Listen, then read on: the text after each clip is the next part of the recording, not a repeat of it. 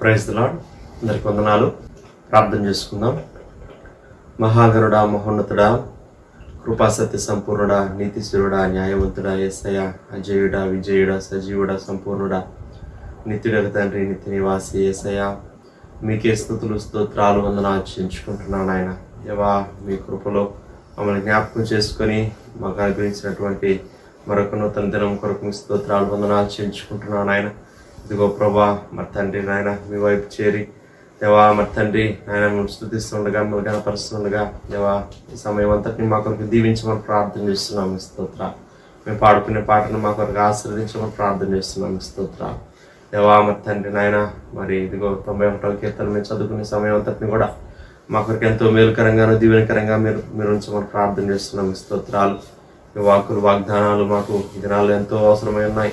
దేవా, మరి తండ్రి అవును ప్రభా, మరి తండ్రి మీ అందు భయభక్తులు గల వారి చుట్టూ మీ దూత కావలి ఉండి వారిని రక్షించున్నాను. దేవా, మరి తండ్రి మీరు వాగ్దానం చేస్తున్న దేవా, గొప్ప దేవ, మీ స్తోత్రాలు, కృప చూపించండి, సహాయం చేయమని ప్రార్థన చేస్తున్నాం. ఏ తెగులని కూడా సమీపించదని వాగ్దానం చేసే దేవుడు, మీ స్తోత్రాలు, గొప్ప కార్యం జరిగించండి, మీ నామానికి మహిమ తెచ్చుకోమని ప్రార్థన చేస్తున్నాం. మీ స్తోత్రాలు ఆయన అలాగే మరి తండ్రి నాయన మీ వాక్యం వినే సమయం అంతటిని మా కొరకు దీవించమని ప్రార్థన చేస్తున్నాం.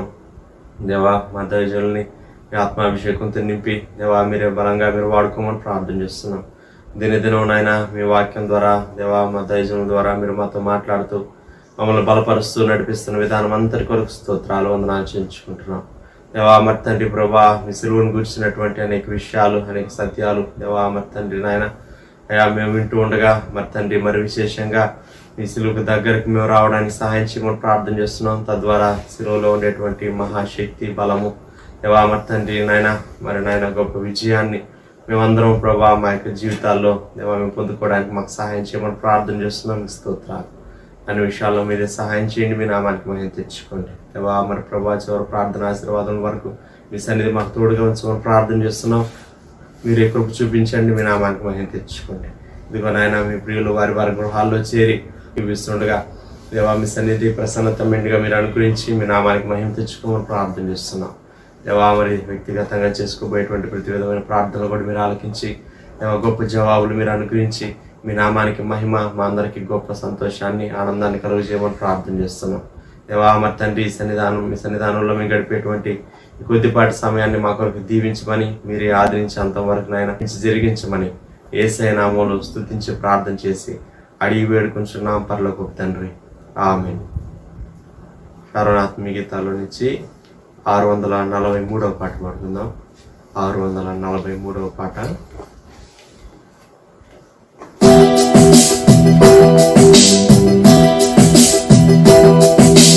గాయాములన్ నా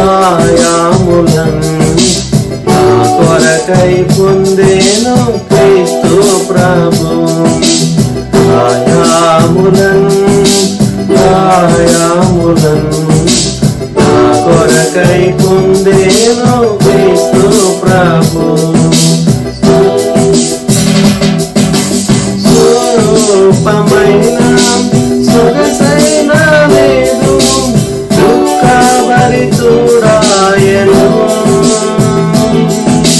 స్వరూపమైన సొగసైన లేదు దుఃఖభరితుడాయను. వ్యాధిగ్రస్తుడుగా వ్యాకులముందెను వీక్షించి తెరి ముఖములు.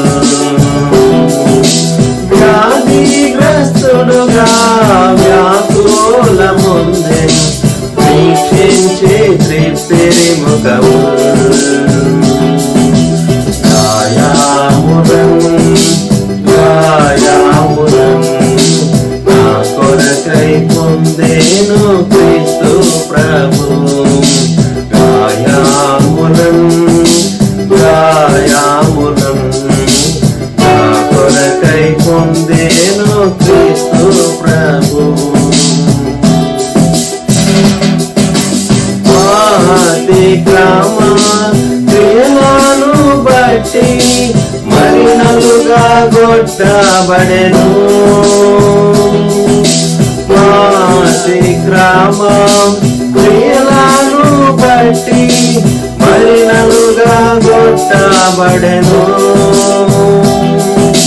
తాను పొందిన దెబ్బల ద్వారా స్వస్థత కలిగే మనకు. తాను పొందిన దెబ్బల ద్వారా స్వస్థత కలిగే మనకు.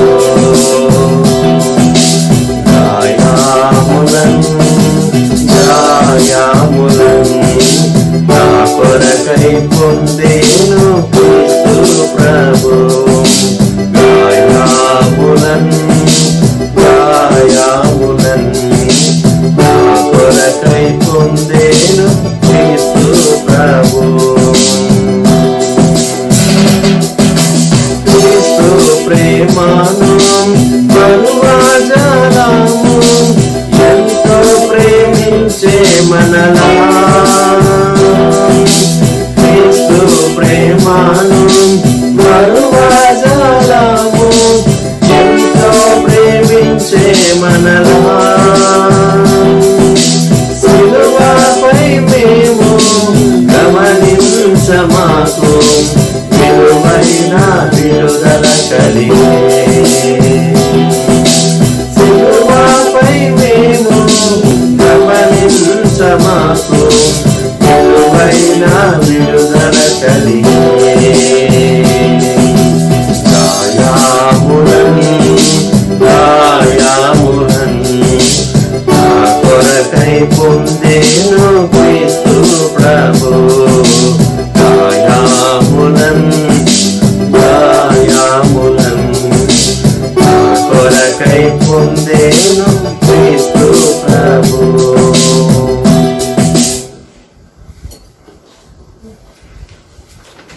ప్రకారంగా 91వ కీర్తన చదువుతున్నాం పిల్లరా. మహోన్నతుని చాటున నివసించువాడే సర్వశక్తి నీడను విశ్రమించువాడు. మహోన్నతుని చాటున నివసించువాడే సర్వశక్తి నీడను విశ్రమించువాడు. ఆయనే నాకు ఆశ్రయము, నా కోట, నేను నమ్ముకొను నా దేవుడని నేను యెహోవాని గురించి చెప్పుచున్నాను. ఆయనే నాకు ఆశ్రయము, నా కోట, నేను నమ్ముకున్న నా దేవుడని నేను యెహోవాని గురించి చెప్పుచున్నాను. వేటగాడి ఊరిలో నుండి ఆయన నిన్ను విడిపించును, నాశనకరమైన తెగులు రాకుండా నిన్ను రక్షించును. వేటగాడి ఊరిలో నుండి ఆయన నిన్ను విడిపించును, నాశనకరమైన తెగులు రాకుండా నిన్ను రక్షించును. ఆయన తన రెక్కలతో నిన్ను కప్పును, ఆయన రెక్కల క్రింద నీకు ఆశ్రయం కలుగును. ఆయన సత్యము కీడమును డాలునై ఉన్నది. ఆయన తన రెక్కలతో నిన్ను కప్పును, ఆయన రెక్కల కింద నీకు ఆశ్రయం కలుగును. ఆయన సత్యము కేడమును డాలునై ఉన్నది. రాత్రి వేళ కలుగు భయమునకైనను, పగటి వేళ ఎగురు బాణమునకైనను, రాత్రి వేళ కలుగు భయమునకైనను, పగటి వేళ ఎగురు బాణమునకైనను, చీకటిలో సంచరించే తెగులునకైనను, మధ్యాహ్నం మందు పాడు చేయు రోగమునకైనను నీవు భయపడుకుందువు. చీకటిలో సంచరించి తెగులకైనను, మధ్యాహ్నం మందు పాడు చేయు రోగమునకైనను నీవు భయపడుకుందువు. నీ ప్రక్కన 1000 మంది పడినను, నీ కుడి పక్కన 10,000 మంది కూలినను అపాయం నీ ఎదుకు రాదు. నీ ప్రక్కన 1000 మంది పడినను, నీ కుడి ప్రక్కన 10,000 మంది కూలినను అపాయం నీ ఎదుకు రాదు. నీవు కన్నులారా చూస్తుండగా భక్తిహీనులకు ప్రతిఫలం కలుగును. నీవు కన్నులారా చూచుండగా భక్తిహీనులకు ప్రతిఫలం కలుగును. యెహోవా నీవే నా ఆశ్రయము అని నీవు మహోన్నతుడైన దేవుని నీకు నివాసస్థలంగా చేసుకుని ఉన్నావు. యెహోవా నీవే నా ఆశ్రయము అని నీవు మహోన్నతుడైన దేవుని నీకు నివాసస్థలంగా చేసుకుని నీకు అపాయం ఏమీ రాదు, ఏ తెగులును నీ గుడారము సమీపించదు. నీకు అపాయం ఏమీ రాదు, ఏ తెగులును నీ గుడారమును సమీపించదు. నీ మార్గములన్నిటిలో నిన్ను కాపాడుటకు ఆయన నిన్ను గూర్చి తన దూతలకు ఆజ్ఞాపించును. నీ మార్గములన్నింటిలో నిన్ను కాపాడుటకు ఆయన నిన్ను గూర్చి తన దూతలకు ఆజ్ఞాపించును. నీ పాదములకు రాయి తగలకుండా వారిని తమ చేతుల మీద ఎత్తి పట్టుకుందురు. నీ పాదములకు రాయి తగలకుండా వారిని తమ చేతుల మీద ఎత్తి పట్టుకుందురు. నీవు సింహములను నాగుపామును త్రొక్కెదవు, కొదమ సింహములను భుజంగములను అనగద్రొక్కెదవు. నీవు సింహములను నాగుపామును ద్రొక్కెదవు, కొదమ సింహములను భుజంగమును అనగద్రొక్కెదవు. అతడు నన్ను ప్రేమించున్నాడు కనుక నేను అతన్ని తప్పించదును, అతడు నా నామం ఎరిగిన వాడు కనుక నేను అతన్ని గనపరచదును. అతడు నన్ను ప్రేమించుచున్నాడు కనుక నేను అతన్ని తప్పించదును, అతడు నా నామం ఎరిగిన వాడు కనుక నేను అతను గనపరచదును. అతడు నాకు మొర్ర పెట్టగా నేను అతనికి ఉత్తరం ఇచ్చదను, శ్రమలో నేను అతనికి తోడై ఉండదును, అతను విడిపించి అతను గొప్ప చేసేదను. అతడు నాకు మొర్ర పెట్టగా నేను అతనికి ఉత్తరం ఇచ్చేదను, శ్రమలో నేను అతనికి తోడై ఉండేదను, అతను విడిపించి అతని గొప్ప చేసేదను. దీర్ఘాయువు చేత అతనిని తృప్తిపరచదను, నా రక్షణ అతనికి చూపించదను. దీర్ఘాయువు చేత తృప్తిపరచదను, నా రక్షణ అతనికి చూపించదను. సమయంలో దేవుని వాక్యం విన్నాం పిల్లరా. ప్రియమైన వారలారా, ఈ ప్రాతకాల సమయంలో దేవుని గ్రంథంలో నుండి మనము హెబ్రీలకు వ్రాయబడినటువంటి పత్రిక 1వ అధ్యాయం 1 2 వచనాలు చదువుకుందాం. Hebrews chapter 1 first 2 verses. పూర్వకాలమందు నానా సమయముల్లోనూ నానా విధములుగాను ప్రవక్తల ద్వారా మన పితరులతో మాట్లాడిన దేవుడు ఈ దినముల అంతమందు కుమారుని ద్వారా మనతో మాట్లాడను. ఆయన కుమారుని సమస్తమునకు వారసునిగా నియమించెను. ఆయన ద్వారా ప్రపంచములను నిర్మించెను. దేవుడు తన లేఖన భాగములు మన కొరకు దీవించునుగాక. దేవుడు మాట్లాడే దేవుడు అని ఈ సమయంలో మనము జ్ఞాపకం చేసుకుంటున్నాం. పూర్వకాలమందు నానా సమయముల్లో క్రింద ఫుట్నోట్లో నానా భాగములుగా దేవుడు మాట్లాడే దేవుడు, అనేక విధములుగా దేవుడు మాట్లాడేటటువంటి దేవుడు అనే అంశాన్ని మనము ధ్యానం చేస్తూ ఉన్నాం ఈ ప్రాతకాలం. దేవుడు ఎలా మాట్లాడతాడు? దేవుడు మాట్లాడేటటువంటి పద్ధతులు ఎన్నో ఉన్నాయి. స్వర ప్రత్యక్షత తన కంఠస్వరం ద్వారా దేవుడు మాట్లాడతాడు. ఆ కంఠస్వరం కూడా చాలా పెద్దగాను దేవుడు మాట్లాడగలడు. ప్రకటన గ్రంథం 1వ అధ్యాయంలో పద్మస్ అనేటటువంటి ఐలాండ్, ఇప్పటికీ ఉన్నది ఐలాండ్, పద్మస్ అనేటటువంటి ఆ ద్వీపంలో యేసుక్రీస్తు ప్రభు యొక్క శిష్యుడు యోహాను, చాలా ప్రభువుకు సన్నిహితుడైనటువంటి శిష్యుడు, ఏ విధంగానూ యోహాను చంపలేక ఎన్ని శ్రమలు గురి చేసినా అతడు చనిపోవటం లేదు. అందుకని ద్వీపాంతర కారాగార శిక్ష తనకు విధించి పంపించారని సంఘ చరిత్రలో మనం అర్థం చేసుకుంటాం. యోహాను ప్రకటన గ్రంథాన్ని లేక ప్రత్యక్షీకరణ గ్రంథాన్ని ఆ పద్మస్ ద్వీపంలో రాశాడు. 1వ అధ్యాయం 10-11 వచనాల్లో ప్రభువు దినమందు ఆత్మవశుడనై ఉండగా బోరధ్వని వంటి గొప్ప స్వరం. దేవుడు మాట్లాడాడు, ఒక వ్యక్తితోనే మాట్లాడాడు, చాలా పెద్దగా మాట్లాడాడు. With the sound of a trumpet, బోరధ్వని వంటి గొప్ప స్వరం. ఎందుకు? చాలా కృంగిపోయి వృద్ధాప్యంలో ఒక విధంగా నిరాశతో సంఘాల భవిష్యత్తును గురించి ఆలోచిస్తూ బందీనైపోయాను, నేను ఏమి చేయలేకపోతూ ఉన్నాను అనేటటువంటి చింతతో ఉన్నటువంటి యోహానుతో దేవుడు చాలా గట్టిగా మాట్లాడాడు. సో దేవుడు గొప్ప స్వరంతో మాట్లాడగలడు. అదే ఆదికాండ గ్రంథం 12వ అధ్యాయంలో అబ్రహాముతో దేవుడు మాట్లాడాడు. ఆదికాండం 12 మొదటి వచనం, యెహోవా నీవు లేచి నీ దేశము నుండి, నీ బంధువుల యొద్ద నుండి, నీ తండ్రి ఇంటి నుండి బయలుదేరి నేను నీకు చూపించు దేశమునకు వెళ్ళుము. ఇది దేవుడు మాట్లాడినటువంటి మాట. ఇది వాక్ ప్రత్యక్షత అని చెప్పవచ్చు. వాక్ ప్రత్యక్షత. ఈ వాక్ ప్రత్యక్షత మనిషితో మాట్లాడినట్టే ఉంటుంది. కాకుంటే కొంచెం స్వరం పెంచి దేవుడు తనతో మాట్లాడి ఉంటాడు. కానీ పద్మస్ ద్వీపంలో యోహానుతో మాట్లాడినంత గట్టిగా బోరధ్వని వంటి గొప్ప స్వరం ప్రత్యక్షత మాత్రం ఖచ్చితంగా కాదు. ప్రవక్తల గ్రంథాల్లో ఇర్మియా గ్రంథంలోనికి వద్దాం. ఇర్మియా గ్రంథంలో మనము గమనించినప్పుడు ఇర్మియా గ్రంథం 1వ అధ్యాయం ఇర్మియా ఈ మాటలు వ్రాస్తాడు. జెరెమయా చాప్టర్ 1 4వ వచనం, యెహోవా వాక్కు నాకు ప్రత్యక్షమై ఇలాగు సెలవిచ్చాను. ఇర్మియా 1:11, మరియు యెహోవా వాక్కు నాకు ప్రత్యక్షమై. ఇది వాక్ ప్రత్యక్షత అంటారు. దేవుడు స్వరము ద్వారా మాట్లాడుతూ వచ్చాడు. ఇంకొకటి ఉన్నది, దర్శన ప్రత్యక్షత ఉన్నది. ఒక విజన్ దేవుడు చూపించి ఆ విజన్లో దేవుడు మాట్లాడతాడు. దర్శన ప్రత్యక్షత వేరు, స్వప్న ప్రత్యక్షత వేరు. ఆదికాండ గ్రంథం 15వ అధ్యాయం 1వ వచనంలో, ఇవి జరిగిన తరువాత యెహోవా వాక్యము అబ్రహామునకు దర్శనమందు వచ్చి, అబ్రామా భయపడకుము, నేను నీకు కేడెము. దేవుడు అబ్రహాముగా తన పేరు అప్పటికి మార్చల. 17వ అధ్యాయంలో మార్చబడింది. 15వ అధ్యాయంలో అబ్రాముగానే ఉన్నాడు తాను. దేవుడు తనతో మాట్లాడుతున్నాడు, అబ్రామా భయపడొద్దు. ఎలా మాట్లాడాడు? దర్శనంలో మాట్లాడాడు. దర్శనం ఎప్పుడు వస్తుంది? ఒక వ్యక్తి మేల్కొని ఉన్నప్పుడు కలిగేది విజన్. ఇది కల కాదు, ఇది దర్శనం. తన కంటి ముందు కనబడుతూ ఉన్నది. అదే దూరం నుండి చూసే వాళ్ళకి మళ్ళీ అక్కడేం కనబడకపోవచ్చు. దర్శన ప్రత్యక్షత ఇది. దేవుడు పలు రీతులుగా వ్యక్తులతో మాట్లాడేటటువంటి దేవుడు. యోబు గ్రంథంలో యోబు యొక్క మిత్రుడు ఎలీహు ఈ మాటలు అన్నాడు. యోబు గ్రంథంలోనికి వద్దాం. యోబు గ్రంథం 33వ అధ్యాయంలో ఎలీహు చెప్తూ ఉన్నటువంటి మాట 14వ వచనం 15వ వచనం, లేక 14 నుండి 18 వరకు చదువుతా, గమనించండి.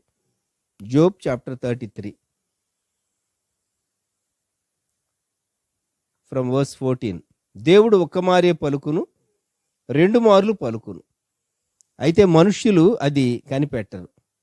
మంచము మీద కునుకు సమయమున గాఢ నిద్ర పట్టునప్పుడు, కలలో రాత్రి కలుగు స్వప్నములలో నరులు గర్విష్ఠులు కాకుండా చేయనట్లు, తాము తలచిన కార్యము వారు మానుకొన చేయనట్లు, గోతికి పోకుండా వారిని కాపాడునట్లు, కత్తి వలన నశింపకుండా వారి ప్రాణమును తప్పించునట్లు ఆయన వారి చెవులను తెరవచేయును, వారి కొరకు ఉపదేశము సిద్ధపరచును.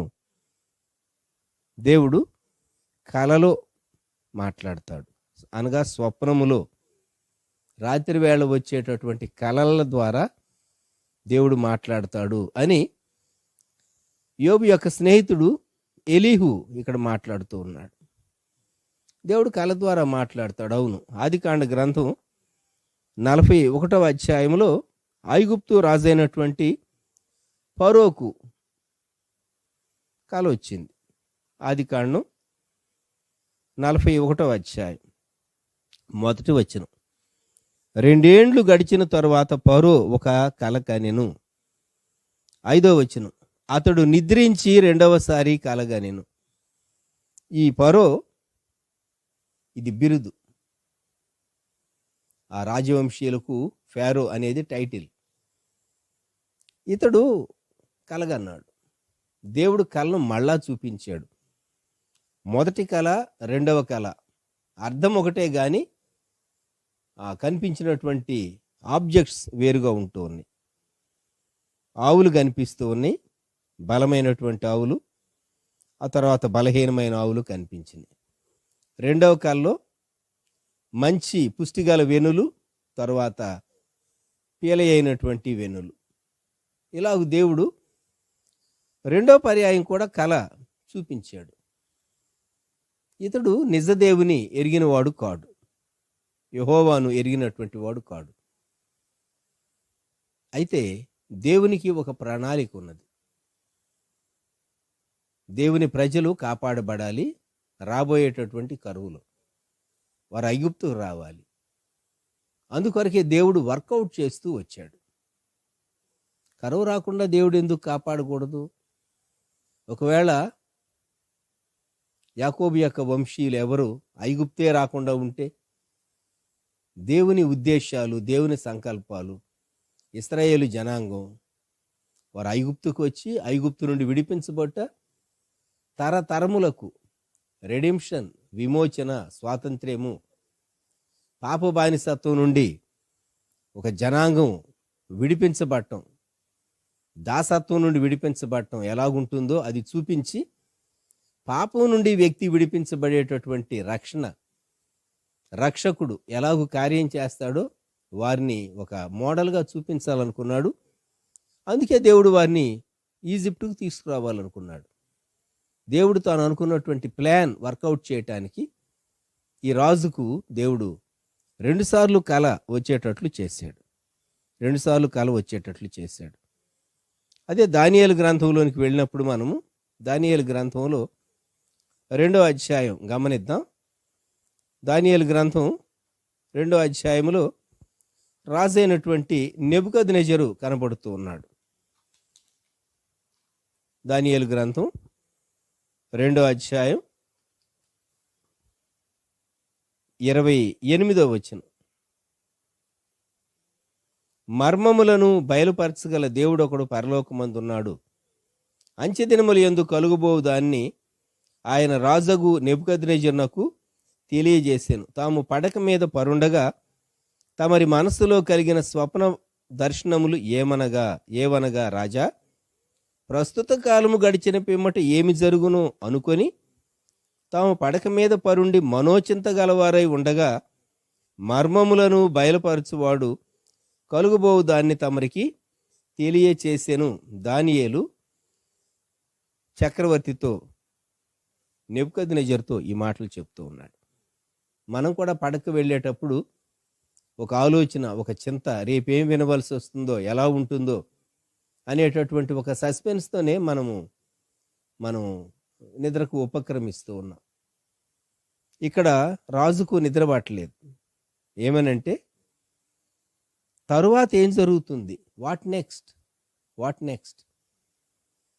దేవుడు చూపించాడు తన కాలం తరువాత ప్రపంచ చరిత్ర ఎలాగుంటుందో చూపించాడు. ఈ వ్యక్తికి ఎందుకు చూపించాలి? దేవుడు చూపించని ఉద్దేశించాడు. అద్భుతమైనటువంటి దానియేలు గ్రంథంలో ప్రవచనాలు మనం ధ్యానం చేస్తే రత్న గ్రంథం పద్మస్ ద్వీపంలో యోహాను చేత రాయించడానికి ముందే దానియేలుకు దేవుడు బయలుపరిచాడు. ఎంత గొప్ప దేవుడు అండి! ఒక అన్యదేశములో ఉన్నటువంటి తన బిడ్డలను ఉద్దేశించి దేవుడు కార్యం చేయటానికి అక్కడ ఉన్నటువంటి చక్రవర్తితో దేవుడు మాట్లాడుతూ ఉన్నాడు. చక్రవర్తికి దేవుడు కళ వచ్చేటట్లు చేశాడు. దాని భావం ఆ చక్రవర్తి చెరపట్టినటువంటి యూదుల్లో నుండి ఒక యవనస్తుడు దాన్ని ఇంటర్ప్రిట్ చేస్తూ ఉన్నాడు. అద్భుతం కాదా? తన ఆస్థానంలో ఉండేటటువంటి గొప్ప గొప్ప జ్యోతిష్కులు, పండితులు, జ్ఞానులు, ఎంతో వయస్సు పండినటువంటి వారు చెప్పలేకపోయారు. భవిష్యత్తు దేవుని చేతిలో ఉన్నది. మన వర్తమానాన్ని శాసించేవాడు, మార్చగలిగినటువంటి వాడు దేవుడే, ప్రభు అయినటువంటి యేసుక్రీస్తే. ఇక్కడ దానియేలు గ్రంథంలో మనము 29వ వచనంలో ప్రస్తుత కాలము గడిచిన పిమ్మట ఏమి జరుగును మనోచింత, ఈ ఫేజ్లో నుండి మనం కూడా వెళుతూ ఉన్నాం. ప్రభువుని అడగండి, దేవా మా కుటుంబానికి నీవు ఎలా క్షేమం ఇవ్వబోతూ ఉన్నావు? మా బిడ్డలను, లేక మా ఇంటి వారిని, మా రక్త సంబంధికులను, మా బంధువులను, ఆప్తులను, సంఘ విశ్వాసులను, మేము ఉన్నటువంటి ఈ పట్టణాన్ని నీవు ఎలా కాపాడబోతున్నావు అని దేవుని వైపు చూడండి.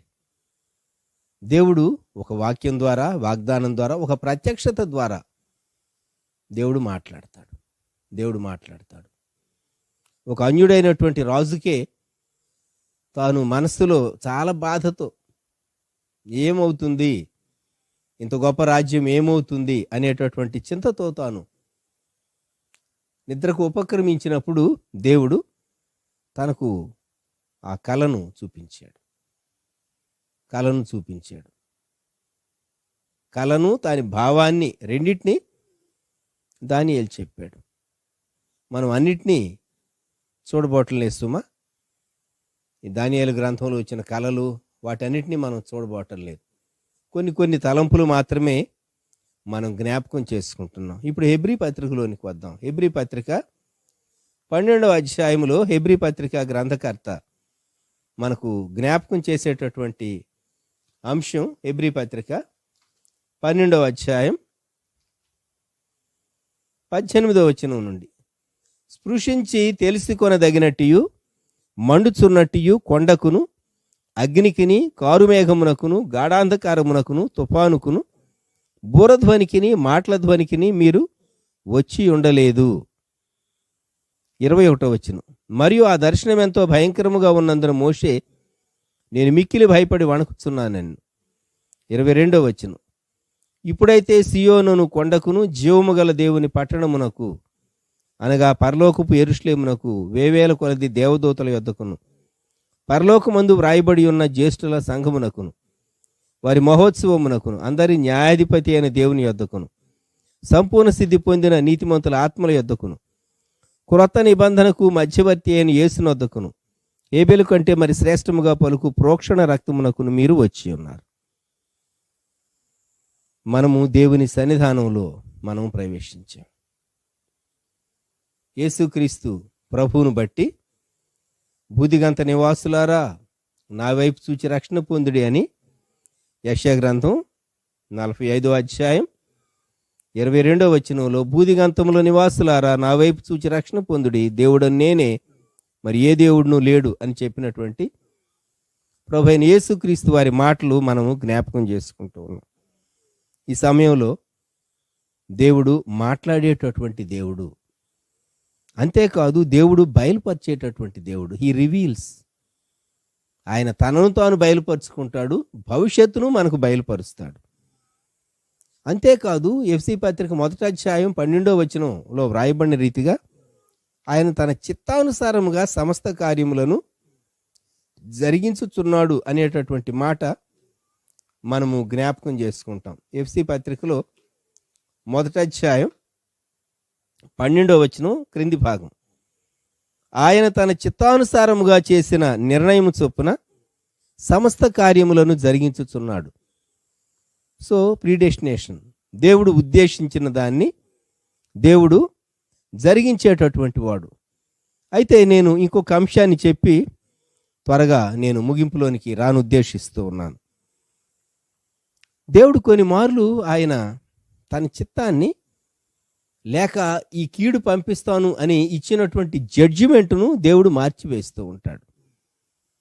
ఉదాహరణకు యోనా గ్రంథం 2వ అధ్యాయం 10వ వచనంలో తాను చేస్తాను నినివేకు కీడు అని చెప్పినటువంటి దేవుడు ఆయన ఆ కీడును ఆపివేశాడని మనం చదువుతాం.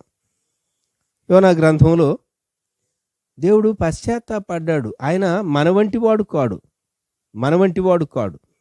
యోనా గ్రంథం 2వ అధ్యాయం 10వ వచనం, ఈ నినివే వారు తమ చెడు నడతలను మానుకొనగా వారు చేయుచున్న క్రియలను దేవుడు చూచి పశ్చాత్తప్తుడై వారికి చేయుదునని తాను మాట ఇచ్చిన కీడు చేయక మానెను. మనకు అనిపిస్తుంది దేవుడు పశ్చాత్తాపడటం ఏంటి?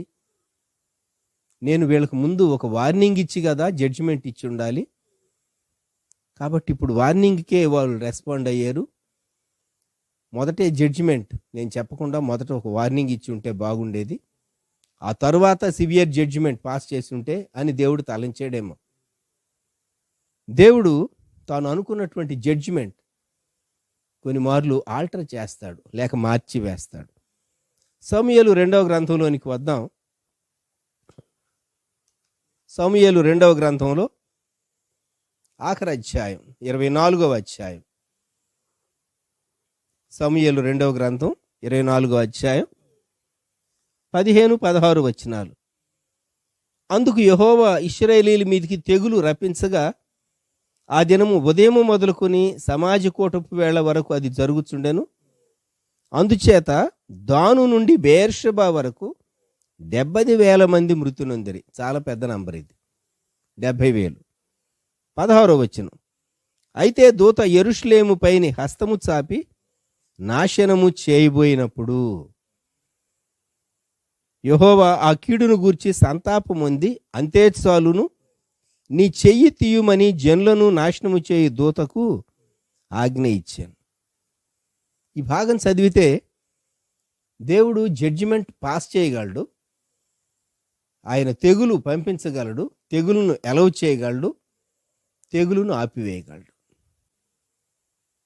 దేవుడే తెగులును ఆపివేయగలిగినటువంటి దేవుడు. అయితే ఈ వైరస్ ద్వారా ప్రపంచం దేశాల్లో ఉన్నటువంటి ప్రజలందరితో దేవుడు మాట్లాడుతూ ఉన్నాడు. ఇది మనం ఒప్పుకోక తప్పదు.